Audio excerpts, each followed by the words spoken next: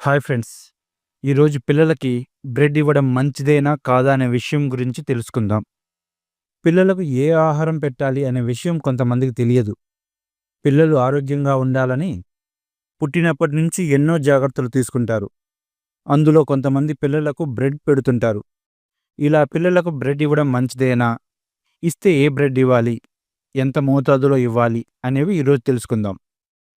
మార్కెట్లో ఎన్నో రకాల బ్రెడ్లు అందుబాటులో ఉన్నాయి. అందులో వీట్ బ్రెడ్ పిల్లలకు మంచిది. ఎందుకంటే దీన్ని గోధుమలతో తయారు చేస్తారు.